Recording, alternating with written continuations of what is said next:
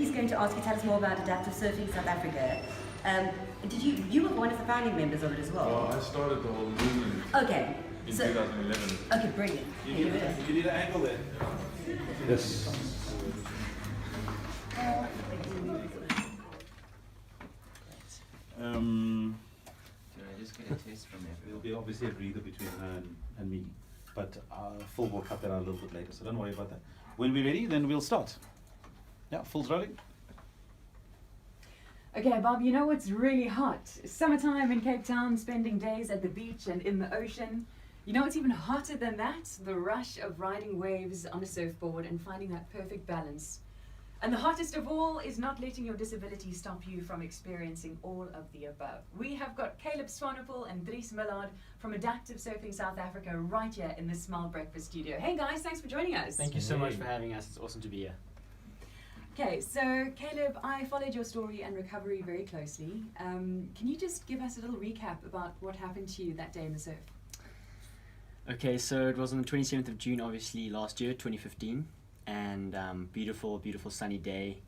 Family was chilling on the top of the beach, and I went in with my brothers into the water, and we didn't have surfboards or anything. We just went in for some body surfing. We went nice and far out.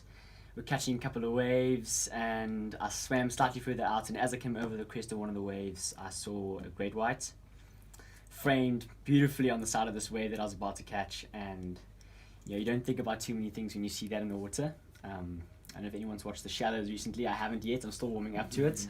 But I just turned to my brothers and I shouted, "Shark, swim!" And we started swimming towards the beach. And I had this feeling in the back of my head. I just thought, like something bad's gonna happen. And next minute I knew it. Something smacked into the right side of my body, and the shark had me. It was pulling me under the water, and it was shaking me around. I was trying to breathe, and it literally ripped my right leg off. I tried to push it off my leg, and I started swimming towards the beach, and that's when my younger brother, turned around and swam back towards me and started pulling me towards the beach. And the shark swam back and circled us, and he tried to scare it away with his flipper, and it bit into his flipper, and it took another little jab at my left knee, but luckily I've still got my left leg, so I'm still standing strong. Yeah. Oh my word. Yeah, doing that for seconds. Yeah, I was hungry. And then onto the beach, and it's a miracle that I'm alive today, because one of the things that happens with an above-knee shark attack is that you can bleed out very easily because your femoral artery is just severed. So you just gush out within between 2 and 10 minutes. And I was on the beach for about 40 minutes. And the orthopedic surgeon said it's a miracle. He's never seen this kind of thing before. My femoral artery actually went into spasm and stopped the bleeding. Wow. And it's the reason I'm alive today. It's the reason I'm enjoying the morning with you here today. It's like a miracle, hey? It is a miracle. Wow, and your brother, what a hero. He is. I have an amazing family. I mean, they were all there on the beach with me that day. It's not just my brother, but my sisters and my mom and my dad. Even the dog was there for support. So Oh my goodness. I've been Wow. really blessed with the support that I have. Yes. Saying that you're not done with surfing. I met you for the first time today. You look perfectly sane to me. How did you overcome the fear of going back into the waters? I don't think I've had a fear of the water. I don't think, even after my shark attack, I think I'm much more aware of what's out there. There's some beasts out there, and not all of them are friendly. But I don't have a fear of the water. I'm a lot more aware that we need to be careful. We need to respect the ocean. But I still love the feeling of the seawater. I love the feeling of diving under a wave. I love the feeling of getting onto a board now. And I think I've enjoyed the water even more since my shark attack, because I appreciate waking up each day and being able to walk into the sea. Well, Dries is also here. Dries Millard, motivational speaker and founder of Extreme Abilities. Before that, you were actually a very promising rugby player. Take us through what happened on that day in 2008, when your life, I'm sure, changed forever as well. Well, it was 2 weeks after my third Kramer week, and I was on my way back to school. I went over the Dries mountain pass. The truck took the turn too wide. I had to swing out, and I wasn't wearing my safety belt. And when the car tumbled over the edge of the mountain, I fell out of the car, and that's when I broke my back. I didn't have a lot of people there to support me though. One friend was in the car, and if it wasn't for him, I don't think anyone would have found me, because there was no collision. So he went up, got someone, and about 4 hours later, they came to fetch me. So I was there on my own, completely conscious. knowing exactly something's wrong. I couldn't get up. I had a lot of pain. Realized that I lost feeling everything from my chest down, and pretty much came to terms right there in the mountain. But I didn't really expect anything what's coming next. Being paralyzed is not. It's one thing you can get over, but every day, living with that thing, the social challenges with it, the physical challenges is not a challenge anymore. It's a social thing now, and that's why I'm into awareness. Teaching people how to be differently abled, and surfing is just one of those channels that I found. Inviting other people with different disabilities. We started in 2011 with a small group of people, and it grew to a point where there are like numerous different initiatives in adaptive surfing in South Africa and all across the world now. And I'm at the point where I can just call myself a pro surfer now and go surfing whenever I want and train for world champs. And it's just been an amazing journey since that day. And to go back to the question, in the first week of the hospital, the under 18 coach came to me and he said, "You made the team this year. Wow. We know you're going to get out of the hospital to start training." And I was like, "Well, thank you for the news, but I don't think I'll be playing rugby again soon." So it was quite a shocker, playing rugby since 9 years old and coming to the point where you actually get your jersey and then not get a chance to wear it. And 7 years later, last year, I finally got to wear my green blazer and represented South Africa in surfing of all things. Instead of rugby. So it's been an interesting couple of years. Oh, that's amazing. Dries, tell us about Adaptive Surfing South Africa. What do you guys do?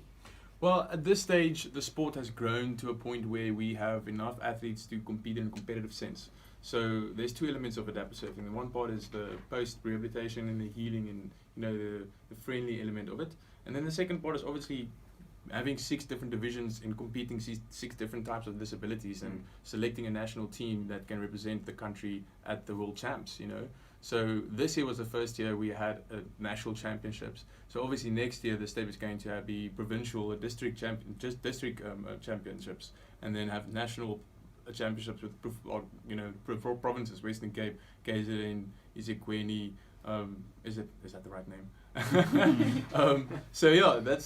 the next step, is having provincials next year. Okay. So it's been great to see the sport growing to the point where people with different types of, Caleb coming to the party. There's a whole bunch of people in Durban, blind surfers. Kids, they're like 12 years old and they surf. There's one kid completely blind. He just surfs on feeling and hearing alone. Wow, that's amazing. It's so seeing the sport being developed in competitive and non-competitive is amazing, and I think I'm going to be focusing more on the introductory level, because that's where I found my freedom and my solace in my disability. Because the ocean is a leveler. Anyone, if you have the ability to paddle behind the lineup and surf a wave, regardless of your board or your physical appearance and challenges, if you can surf that wave, it's a leveler. You can enjoy that with all your friends. You don't need a special wheelchair or special prosthetics or a special hand cycle. It's a normal piece of board you're riding on. That's it. Amazing. So you're in a wheelchair, but you still are able to surf a wave. Yes. And Caleb, you have a prosthetic leg. Yes. But you do stand-up paddleboarding. I do stand-up surfing. So Stand-up surfing. Yeah, Dries is in the prone division, and I'm in the stand-up division. So like you said, there's 6 different divisions. And so we won't be competing. We're competing on the same team, but also we don't compete against each other. We compete in different categories. It's similar to swimming. If you look at the Paralympics and the different categories, you have S1 to kind of S14, and you compete in your category. But I can still head out with him at Muizenberg and catch a wave with him, and he can still teach me things because I've been surfing for about I don't know, like 3 months. So Well, that brings me to my next question. Is this what you guys are doing, the adaptive surfing? Can anybody just come and say, look, I'm in a wheelchair, I'd love to Anyone, surf, or do you absolutely. need to have some kind of surfing experience? At this point, if you live in a town where there's not an adaptive surfing movement already, we would like people to initiate it. We will help people to actually start their own clubs, put them in contact with wetsuit providers and with board developers and shapers. Get them going and get their own clubs. We want people to start their own initiative. So one of you is here with a prosthetic leg, the other one's here with a wheelchair. Which one is more advanced? in terms of your assistance. I love your prosthetic leg, by the way, Caleb. It's very cool. I'm gonna go for a matte black soon. So. But you said it's got a gyroscope in it. That's very cool. Yeah, so I mean, when I walk, it kind of it knows where the pressure is on the foot, and it knows when to unlock and when to lock. That's very So I don't know. I mean, but he's got some pretty hectic wheels here, and I don't want to take him on because he's an ex-rugby player, and you know, I'm just trying to get that strength going. So the awareness around the sport has only started to really grow this year. We already have Sean Thompson and Geordie Smith behind us, supporting us on our online crowdfunding campaign that's hosted great. on generosity.com. And I hope you have a fantastic time over there. That is what's hot, mostly, and not much that's not. More from Lindy Hibbott tomorrow. Awesome. Sure. That was cool. Thank you, guys. I think we got a little bit more than 3 minutes. Yeah, Phil's got some editing to do. You can send it to me. Thanks, guys. That was Let's go 13 for an minutes. extra. Good luck. That's a pleasure. Well done, you guys, man. Yeah. Thank you so much. Thank you, guys. That was great. Can you take some pictures? Fabulous. Yes, Yeah. definitely. And you mentioned you so you take one catch away. What's the criteria? What's the sort of Because when you're standing up on a board, there's a lot of this that's happening and a lot of that that's happening. You know, it's literally. Are you happy down there? You want me to come a little lower or what's